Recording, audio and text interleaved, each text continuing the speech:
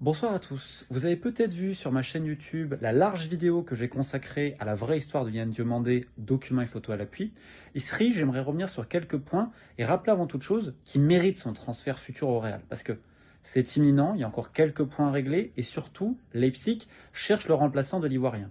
Ensuite, pour Diomandé, ça a été une véritable odyssée, un parcours du combattant depuis Abidjan, mais aux États-Unis, Angleterre, Écosse, Grèce, Espagne, Émirats Arabes Unis, Allemagne.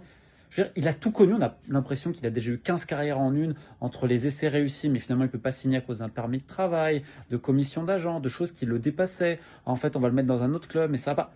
Bref, il a tout connu, mais il n'a jamais lâché. Donc c'est un excellent exemple pour tous les jeunes. Par contre, en dehors du terrain, dans la gestion de la carrière, là, il y a des gros soucis. Le service juridique du Real a été contacté quand même 3 fois cette semaine, parce qu'il y a 3 poursuites judiciaires différentes, pour des affaires relatives à des droits d'image et droits de représentation. Rendez-vous compte que le joueur a connu 5 agents en 2 ans. Et qu'autour de lui, il y a beaucoup de gens en fait qui ont pris de l'argent parce qu'en gros, on a de l'influence sur le joueur, donc on va l'aider à le signer avec vous.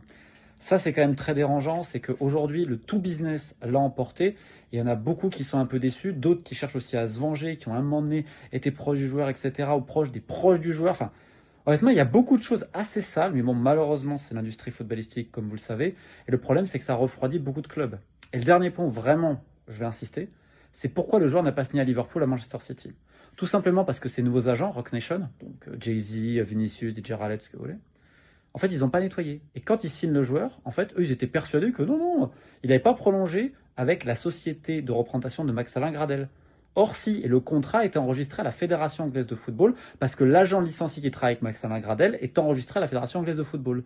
Or, dans ces cas de litige et de contentieux, potentiellement, les commissions sont gelées.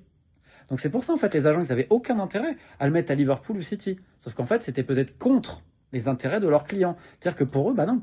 Et là où c'est incompréhensible, c'est comment le Real va payer plein pot Diomandé, parce qu'en gros, là, c'est un prix Première Ligue. Parce que quand tu as un club de Première Ligue, vous connaissez les moyens, forcément, la somme de transfert est plus importante.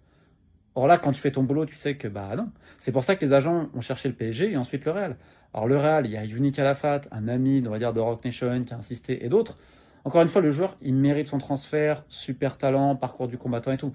Par contre, la manière et tout ce qu'il y a autour, ça montre le véritable problème de l'industrie footballistique, c'est-à-dire qu'aujourd'hui, ça ne se joue pas seulement sur le terrain, mais malheureusement avec des avocats.